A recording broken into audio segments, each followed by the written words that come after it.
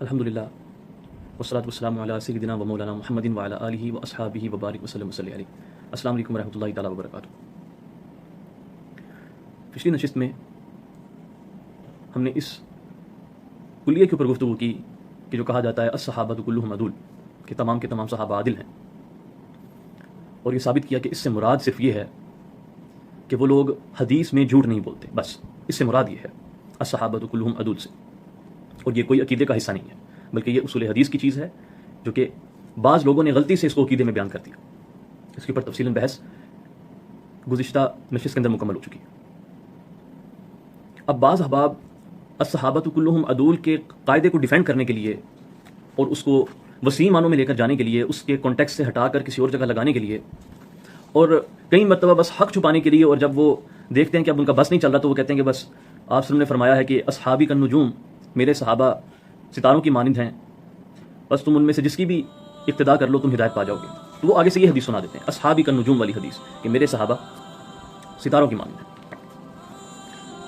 تو اس حدیث کو ہی لے لیتے ہیں پہلے، مزید آگے گفتگو کو بڑھانے سے پہلے، کہ اس حدیث کی حقیقت کیا ہے. پہلے میں نے یہ چاہا کہ میں صرف ہلکا سا صرف اس کے اوپر، اس کی سند کے اوپر تھوڑا سا کلام کر دوں گا اور بتا دوں گا کس کس امام نے اس کو ضعیف قرار دیا، اور پھر میں اس کے متن پر گفتگو کروں گا.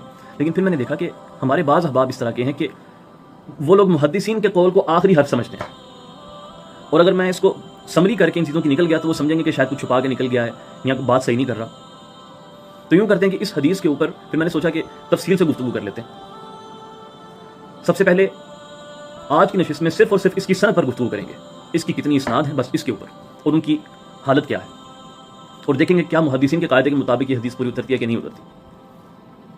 پھر اس کے بعد اس کے متن پر بھی گفتگو کریں گے، اور اس کو کچھ اور اصولوں کے تحت اس کو دیکھنے کی کوشش کریں گے کہ یہ کیا یہ قرآن کے خلاف ہے، کیا یہ سنت کے خلاف ہے. اس کے اوپر بھی بات کریں گے بعد میں. لیکن آج کی نشست میں یہ تھوڑی ٹیکنیکل ہو جائے گی، کیونکہ صرف جرح و تعدیل کے اوپر گفتگو ہوگی اس حدیث کی.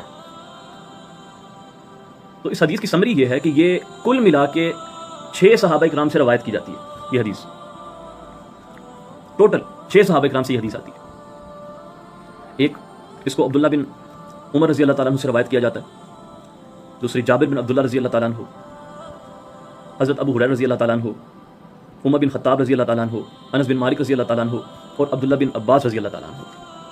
ان 6 صحابہ کرام سے منسوب کیا جاتا ہے اس حدیث کو. ٹوٹل اس کے 6 سورسز ہیں صحابہ کرام میں سے جہاں سے یہ حدیث آتی ہے. اب باری باری ہر سورس کو دیکھ لیتے ہیں. سب سے پہلے عبداللہ بن عمر رضی اللہ تعالیٰ عنہ کی حدیث کو دیکھتے ہیں. عبداللہ بن عمر رضی اللہ تعالیٰ عنہ، اس کو اب بن حمید نے اپنی مسند میں، اور ابن بطہ نے الابانۃ الکبریٰ میں، اور اسی طرح سے آجری نے اور ابن عدی نے کامل میں اس کو روایت کیا. اور اس کے جو راوی ہیں یہ آگے جا کے حمزہ بن ابی حمزہ، اس کو نافع سے اور وہ ابن عمر رضی اللہ تعالیٰ عنہ سے مرفوعاً روایت کرتے ہیں کہ نبی صلی اللہ علیہ وسلم نے فرمایا کہ میرے صحابہ جو ہیں وہ ستاروں کی مانند ہیں. یہ حدیث آگئی، یہ عبداللہ بن عمر کی سند ہے. اس پوری کی پوری سند کا مدار حمزہ بن ابی حمزہ جزری کے اوپر ہے، پوری کی پوری سند، جو کہ اس کو نافع سے اور وہ آگے ابن عمر رضی اللہ عنہ سے اس کو روایت کرتے ہیں. اور حمزہ بن ابی حمزہ حدیث میں متروک ہے، یہ متروک راوی ہے. اس کے اوپر حدیث سے گھڑنے کا الزام ہے، یہ متہم بالوضع، اور ائمہ اس کے اوپر متفق ہیں اس کے متروک ہونے پر. امام احمد بن حنبل نے بھی جرح کی اس کے اوپر، متروک الحدیث کہا. بخاری نے اس کو منکر الحدیث کہا. اور ابن عدی نے اس کی طرف اشارہ کیا ہے کہ یہ جو حمزہ بن ابی حمزہ ہے، اس کی جو روایتیں ہیں، اس کی روایتیں موضوع ہوتی ہیں جب یہ خاص طور پر جب یہ تفرد رکھتا ہے، یعنی کہ جب یہ کوئی ایسی روایت کر رہا ہو جس کو کوئی اور اس کے علاوہ کسی شخص سے بیان نہیں کرتا، تو وہ اکثر من گڑت روایت ہوتی ہے. موضوع سے مراد ہوتی ہے من گڑت. یہ تو پہلی حدیث کا حال ہے. اب اس کا دوسرا طرق دیکھتے ہیں، وہ ہے جابر بن عبداللہ رضی اللہ عنہ سے اس کو روایت کیا جاتا ہے. اس کو امام دار قطنی نے المختلف والمختلف میں نقل کیا، ابن حزم نے احکام میں، ابن عبد البر نے جامع بیان العلم فضلہ میں، اور ابن مندہ نے فوائد میں، اور الغرض اور بھی کئی میں نے اس کو نقل کیا اس روایت کو جو جابر سے آتی ہے رضی اللہ تعالیٰ عنہ. اور اس کی 2 اسناد ہیں جن سے سیدنا جابر رضی اللہ تعالیٰ عنہ سے اس کو روایت کیا جاتا ہے اس حدیث کو. اور دونوں کا حال یہ ہے کہ دونوں کے اندر ہی مجہول راوی ہیں. مجہول یعنی کہ جن کا سرے سے پتہ ہی نہیں ہوتا یہ ہیں کون. پہلے کے اندر سلام بن سلیمان المدائنی ہے، اور ان کے اوپر ائمہ کی جرح موجود ہے کہ بعضوں نے کہا کہ یہ قوی نہیں ہے حدیث میں، بعضوں نے کہا کہ یہ ثقہ راویوں سے منکر احادیث روایت کیا کرتے تھے. اور ابن حجر اسقلانی نے بھی اس کے اوپر جو ہے جہالت کا حکم لگایا. جہالت سے مراد کہ یہ راوی مجہول ہے، ہم اس کے بارے میں زیادہ نہیں جانتے، اور اس کی روایات کو ضعیف قرار دیا گیا. اور ابن حزم نے ان کے اوپر یہ کہا کہ جو سلام بن سلیمان ہے یہ موضوع احادیث بیان کیا کرتا ہے، اور اس چیز میں کوئی شک نہیں فرماتے ہیں وہ اس طرح. اور ابن حجر نے ان کو آفت تک کہا ان کی روایت کو، کہ ان کی روایت جو ہے وہ آفت ہے، یہ جو راوی ہیں. تو یہ تو اس کے پہلے طرق کا حال ہے جو جابر رضی اللہ عنہ سے آتا ہے. اور جہاں تک اس کا جو دوسرا طرق ہے، اس کو امام مالک سے روایت کیا جاتا ہے جناب. اور اس حدیث کے بارے میں ابن حجر اسقلانی رحمۃ اللہ علیہ انہوں نے خود فرمایا کہ ہم اس کو مالک کی حدیثوں میں جانتے ہی نہیں سرے سے. اور یہ جو ان نون راوی جب حدیثوں میں آ جاتے ہیں نا، اور کسی بڑے امام سے روایت کر رہے ہوتے ہیں، بھائی یاد رکھا کریں کہ یہ اس کے اندر ایک نقطہ ہوتا ہے کہ شاید یہ حدیث گھڑی ہوئی ہے ان لوگوں نے، کہ آل آف اے سڈن ایک ایسا راوی ایک بڑے امام سے حدیث کو نقل کر رہا ہے جس کا کوئی سرپیری نہیں ہے، کوئی پتہ ہی نہیں ہے کہ وہ ہے کون اور کون نہیں ہے. تو عموماً اکثر یہ بھی ممکن ہے کہ اس طرح کے راویوں کے نام گھڑ کے سند بنا دیے جاتے ہیں. یہ اس کی دوسری سند کا یہ حال ہے. اور چلیں ہم اس کو موضوع نہیں کہتے، اس سند کو فار دا ٹائم اس کو موضوع نہیں کہتے، اس کو مجہول اور اس کو ضعف کے سب سے نچلے درجے پہ رکھ لیتے ہیں. یہ جابر کی روایت ہوگی. اب آتے ہیں ابو ہریرہ رضی اللہ عنہ کی حدیث کے اوپر، جو کہ تیسری حدیث ہے. اس کو قزائی نے مسند شہاب میں روایت کیا، اور اس کی سند کے اندر راوی ہے جعفر بن عبد الواحد الہاشمی. اس کی پوری سند کا مدار جو ہے وہ اس راوی کے اوپر ہے. اور اس کے اوپر ابن حبان نے کہا ہے کہ یہ حدیثوں کو چوری کرتا تھا، صحیح حدیثوں کی اسنادیں الگ گھڑ دیا کرتا تھا، اسنادوں کو مکس اپ کر دیتا تھا، اور یہاں تک کہ یہ خود اسناد سندیں جو ہوتی ہیں حدیث کی ان کو خود بنایا بھی کرتا تھا. اور ہمیں اس پہ کوئی شک نہیں کہ وہ یہ کام کیا کرتا تھا، وہ گڑتا تھا چیزوں کو. اور ابن حجر اسقلانی نے اس کو کہا کذاب، یہ جھوٹ بولتا ہے روایت میں. تو یہ ابو ہریرہ کی جو روایت ہے یہ تو سرے سے موضوع ہو گئی. اب اس کی جو چوتھی حدیث ہے وہ ہے عمر بن خطاب رضی اللہ عنہ سے کی حدیث آتی ہے. اس کو حلال نے اپنی علل میں، ابن عدی نے کامل میں روایت کیا، اور ابن بطہ نے الابانہ میں. اس کے علاوہ خطیب بغدادی نے الکفایہ میں، اور الفقیہ والمتفق میں، والمتفقہ میں، اور مدخل بہقی کی جو ہے اس میں بھی یہ حدیث آتی ہے. الغرض کو ابن ساکر وغیرہ اور الغرض کو کئی ائمہ نے روایت کیا. مختلف یہ حدیث جو ہے عمر بن خطاب رضی اللہ تعالیٰ عنہ. اس کا حال سنیے. اس کی سند جو ہے اس طرح جاتی ہے کہ ان نعیم بن حماد ان عبد الرحیم بن زید الامی ان ابیہ ان سعید بن المسیب ان عمر بن خطاب رضی اللہ تعالیٰ عنہ. تو نعیم بن حماد کا جب نام آ گیا تو آپ کو معاملہ ویسے ہی سمجھ آ جانا چاہیے. یہ بڑا ایک مشہور قسم کا راوی ہے کہ جو چیزیں گھڑنے میں بڑا مشہور ہے. نعیم بن حماد اس کے بارے میں فیمس ہے کہ امام اعظم ابو حنیفہ رضی اللہ تعالیٰ عنہ کے خلاف جو ہے آپ کی کریکٹر اسیسینیشن کے لیے باتیں گڑا کرتا تھا نعیم بن حماد. لیکن بعض ائمہ نے چلو اس کی روایت لے لی. تو نعیم تو مسئلہ ہو گیا سو ہو گیا. اس کے اوپر کا جو راوی ہے اس کا نام ہے عبد الرحیم بن زید، جو ہے وہ متروک راوی ہے. بھائی ابو زرع نے اس کو واہن ضعیف فی الحدیث کہا، امام نسائی نے اس کو متروک کہا، ابن معین نے اور بخاری نے اس کو متروک کہا، ابو داؤد نے کہا کہ ہم اس کی حدیث کو نوٹ نہیں کرتے. تو ایک تو یہ راوی ضعیف ہو گیا، اور اوپر سے سعید بن مسیب کا سماع عمر بن خطاب رضی اللہ عنہ کے ساتھ ہے یا نہیں اس پہ بھی اختلاف ہے. تو اوپر حدیث کے اندر بھی انقطاع ہے. اتنی ساری لتیں ہیں اس کے اندر. اور جب راوی متروک ہو گیا تو حدیث جو ہے یہ سرے سے ہی ترک کر دی جاتی ہے، یہ قابل قبول رہتی ہی نہیں. تو یہ عمر بن خطاب سے جو حدیث مروی ہے رضی اللہ تعالیٰ عنہ اس کا یہ حال ہو گیا.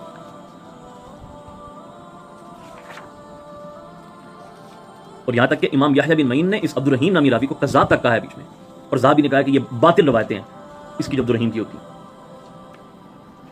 اب اس کی پانچویں سند جو ہے وہ کیا ہے؟ اس کو ابن ابی عمر نے اپنے مسلم میں روایت کیا، اور ان کے طریق سے پھر ابن حجر نے اپنے کتب میں ان سے حدیث لے کر آتے ہیں، اور بزار نے اپنے جز میں جو ہے اس کو نقل کیا، جیسا کہ بات کہ نے اس بزار کی طرف اس کو منسوخ کیا. اب اس حدیث کا حال یہ ہے کہ اس کے اندر لائن میں ہی 3 ضعیف ہیں. ایک سلام، ایک زید اور ایک یزید، یہ 3 راوی ہیں. اور اگر اب 2 تو چلو ٹھیک ہے، دونوں کے اندر ضعف ہے کہ حافظے میں پرابلم ہے یا کسی اور طرح کا ایشو ہے. ان میں سے ایک راوی جو ہے جو کہ سلام ہے بھائی وہ متروک ہے. 2 ویسے ہی ضعیف ہیں، ان کے حافظوں میں پرابلم آتی ہے. اور سلام ابن حجر نے ان کے بارے میں کہا کہ یہ راوی راوی ہے، واہن. اور ہمیں پتہ ہے یہ بڑی سخت قسم کی جرح ہوتی ہے کسی راوی کو واہ کہنا. اور اس کی چھٹی سند جو ہے وہ عبداللہ بن عباس سے جو روایت کی جاتی ہے، اس کو ابو العباس الاسم نے اپنی حدیث کی کتاب میں اس کو نقل کیا، اور بہقی نے مدخل الی السنن الکبریٰ میں اس کو روایت کیا، خطیب بغدادی نے الکفایہ میں، اور ابن عساکر نے تاریخ دمشق میں اس کو نقل کیا، ابن عباس کی روایت۔ تو اس روایت کا جو ٹوٹل مدار ہے، اس کے اندر ایک راوی ہے، اس کا نام ہے جویبر، اور جویبر جو ہے یہ ضعیف متروک الحدیث راوی ہے، اور ائمہ اس کے ذوف پر متفق ہیں، یہ راوی ضعیف ہے، اور اس کی روایت اس قابل نہیں کہ اس کو استعمال کیا جائے۔ اور اس کے علاوہ اس کے اندر وہی انقطاع کے ایشو بھی ہیں کہ اوپر وہ راوی جو ہیں اس طرح سے آپس میں روایت کر رہے ہیں جیسے انہوں نے وہ حدیث کا سماع کیا ہو، لیکن واپس میں جو ہے وہ کنیکشن ہی نہیں ہے کوئی، ان کا واپس میں ملاقات ہی ثابت نہیں ہے، اور آپ نے ان کی سند بنا کے رکھی ہوئی۔ اور ابن حجر نے کہا کہ جویبر ضعیف جدن، بھائی ضعیف جدن جو ہوتا ہے یہ وہ راوی ہوتا ہے کہ اس کی روایت کو مطابعت کے طور پہ بھی استعمال نہیں کیا جاتا، اعتبار کے طور پر بھی نقل نہیں کر سکتے اس کی روایت کو۔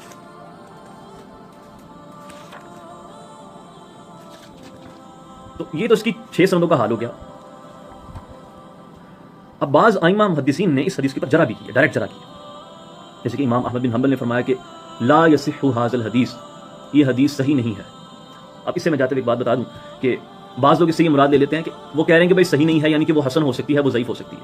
بھائی ایک کلیہ یاد رکھیے کہ یہ جو پرنسپل ہے نا کہ جب صحیح کہا جاتا ہے یہ حدیث صحیح نہیں ہے تو اس کا مطلب ہے یہ حسن ہو سکتی ہے یا ضعیف ہو سکتی ہے، یہ صرف احکام کے باب میں اپلائی کیا جاتا ہے۔ جب حدیث کو موضوعات کی کتاب میں ڈسکس کیا جا رہا ہوتا ہے تو اس سے لا یصح سے مراد کہ یہ حدیث صحیح نہیں ہے، اس سے مراد ہوتی ہے کہ یہ موضوع حدیث ہے، اس سے مراد حسن نہیں ہو رہی ہوتی، وہ خدا کا نام ہے، وہ موضوعات میں لکھ رہے ہیں اس کو۔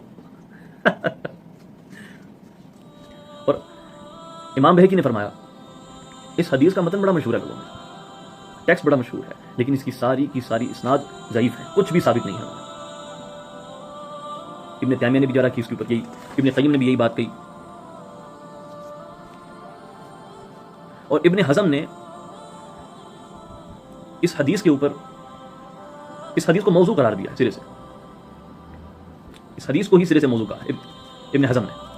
اور ابن حزم نے ایک بہت پیارا کمنٹ بھی کیا اس کے لیے، اس حدیث کے اوپر کہ اس کو گھڑنے کی وجوہات کیا ہو سکتی ہیں، وہ انشاءاللہ اگلی نشست میں اس کے اوپر میں بات کروں گا وہ کیا۔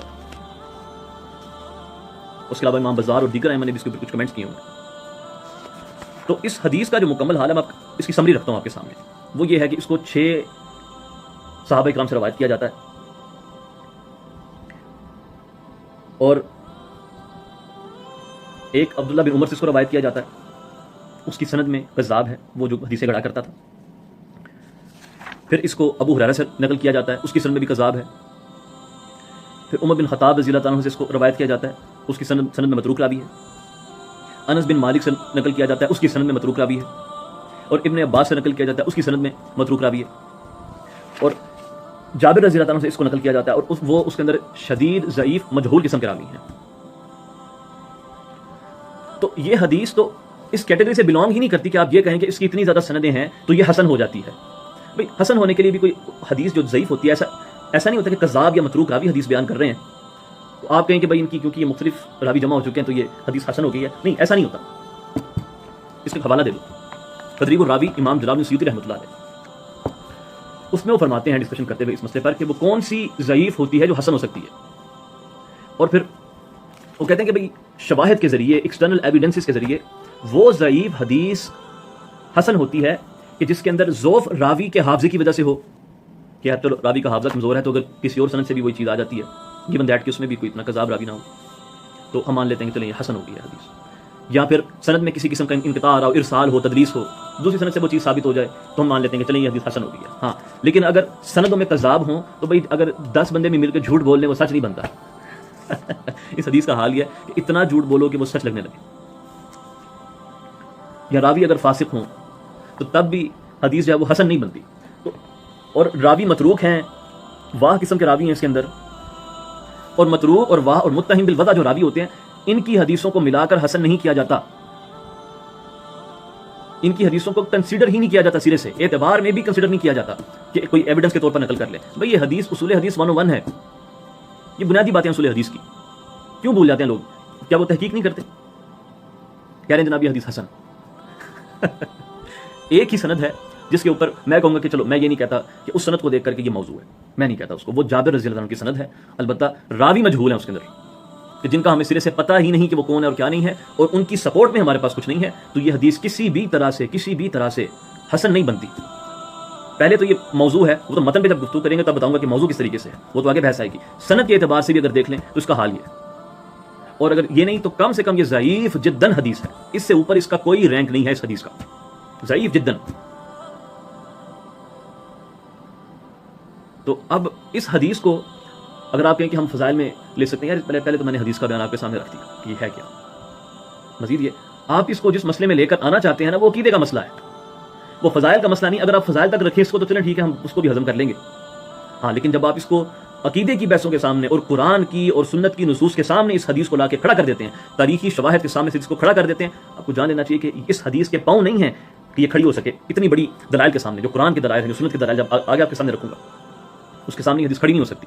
تو اس لیے کہنا کہ یہ اصحابی النجوم جو حدیث ہے یہ حدیث حسن ہے، ٹھیک ہے، جس نے یہ اس حدیث کو حسن کہا اس نے غلطی کی، اس نے اس کی اسناد کو صحیح طرح سے دیکھا نہیں، اس لیے اس نے یہ غلطی کی. اور جو اس کی اسناد کا حال تھا وہ آپ کے سامنے میں نے کھول کے رکھ دیا. اب اگلی نشست میں انشاءاللہ تعالیٰ اس کے متن پر گفتگو کریں گے. یہ تو سند کا حال ہو گیا تھا نا، سند کا حال کھول دیا، اور اس لیے کھول دیا کیونکہ بعض لوگ جو ہیں وہ سند کو ہی سب کچھ سمجھ لیتے ہیں. وہ کہتے ہیں بھائی نہیں متن پہ کلام ہی نہ کریں، متن کو تو ڈسکس کرنا ہی نہیں چاہیے سرے سے، بس سند کے اوپر کلام ہونا چاہیے. چلیں سند کا تو یہ حال ہے. اب اگلی نشست میں انشاءاللہ ہم اس کی سند کو دیکھیں گے، اور جن لوگوں نے اس کو قبول کیا ہے، ان کی انڈرسٹینڈنگ کو بھی چیک کریں گے کہ وہ کس انڈرسٹینڈنگ کے ساتھ اس کو قبول کر رہے ہیں. تو بس یہ چیز یاد رکھیے کہ یہ حدیث اس قابل نہیں ہے کہ اس کو قبول بھی کیا جائے. وما علینا الا البلاغ المبین. السلام علیکم ورحمۃ اللہ تعالیٰ وبرکاتہ.